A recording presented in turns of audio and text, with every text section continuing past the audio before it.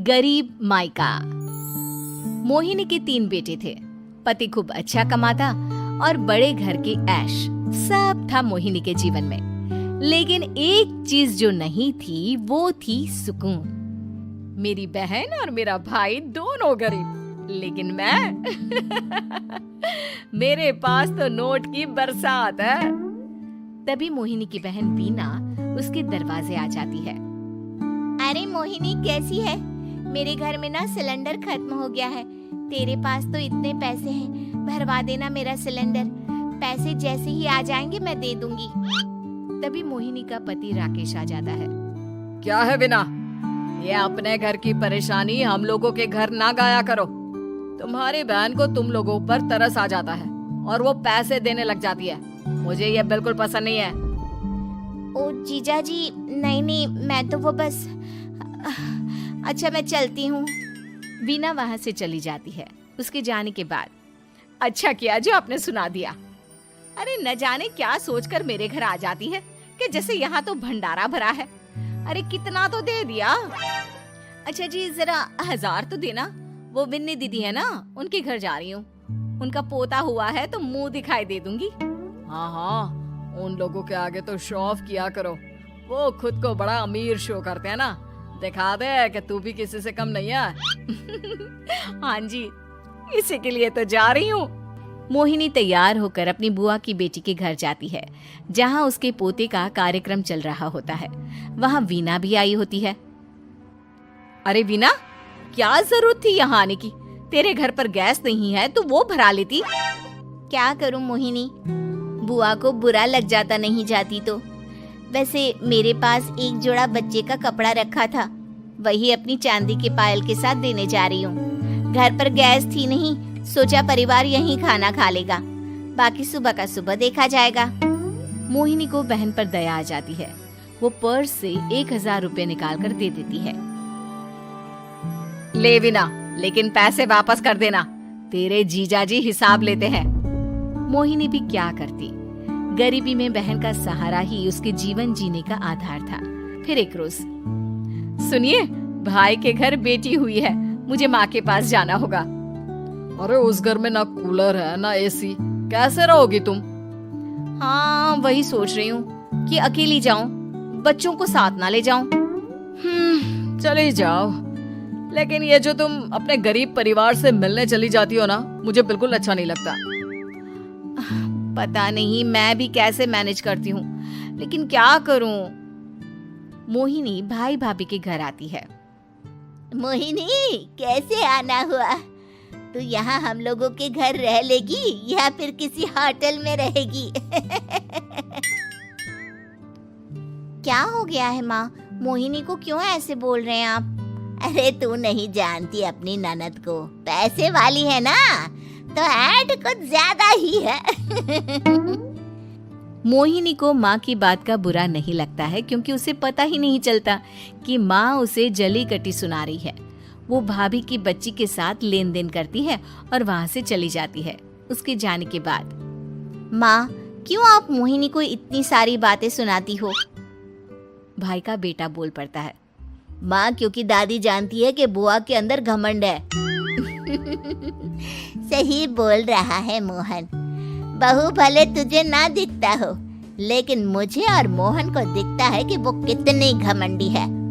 मोहिनी मायके आती है, जहाँ गरीबी के कारण चीजें कम होती हैं। इस मोहन के बच्चे को काम पर लगा दो ना, किसी दुकान या किसी होटल में। बर्तन धो लिया करेगा, कम से कम 4 पैसे और आएंगे घर में। देख मोहिनी, माना तेरे पास पैसा है, लेकिन तेरे भाई के दिन इतने भी बुरे नहीं चल रहे कि वो अपने बच्चे की पढ़ाई रुकवा कर उससे बर्तन धुलवाए।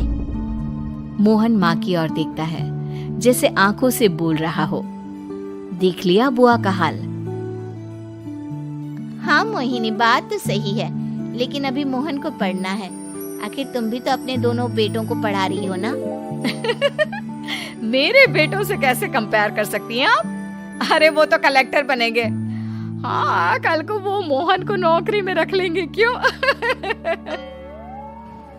मोहिनी कुछ दिन और रहकर चली जाती है। धीरे धीरे दिन बीतता है मोहन बड़ा होता है और कड़ी मेहनत से सफल भी हो जाता है। मोहिनी, माँ के जाने के बाद तो तुमने भाई भाभी के घर जाना छोड़ ही दिया, क्यों? वो क्या है ना, उन लोगों का घर छोटा है, मेरे बच्चे जाना ही नहीं चाहते। पर तुझे क्यों अचानक मायके की बात याद आ गई?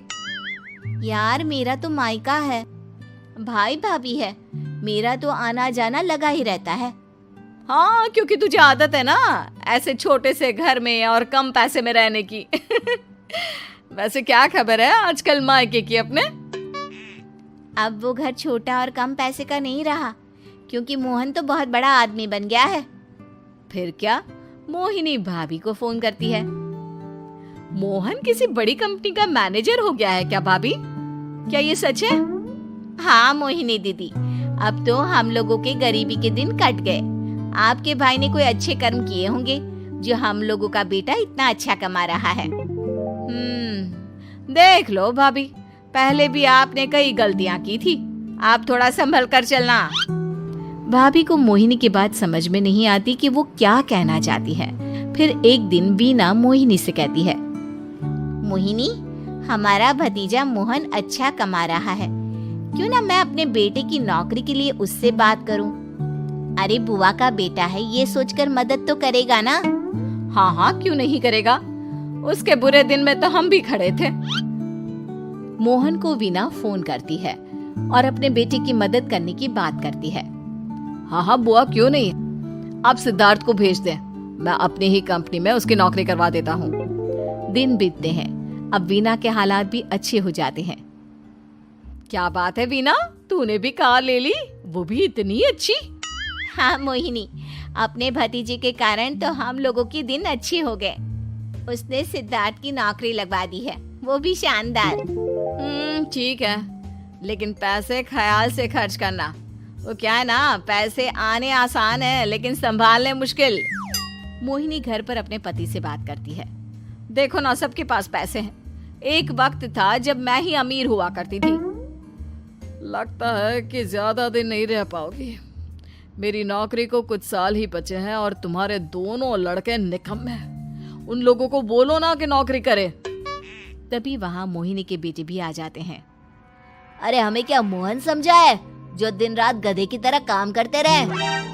खैर, दिन फिरते हैं और मोहिनी के पति की नौकरी भी खत्म हो जाती है। मोहिनी क्या करे, थोड़े से पैसे में गुजारा नहीं हो रहा है, तो क्या करे, मेरी समझ में कुछ नहीं आ रहा। मोहन को बोलो ना कि वो इन दोनों के लिए नौकरी देखे, जैसे सिद्धार्थ के लिए नौकरी देखी है। मोहिनी क्या कहती, उसे अपने वो दिन याद आ जाते हैं जब उसने भाभी से मोहन को नौकर बनने की सलाह दी थी। क्या हो गया, क्या सोच रही हो मोहिनी? यही कि वक्त कभी भी किसी का भी पलट सकता है, ऊपर वाले से डर कर रहना चाहिए।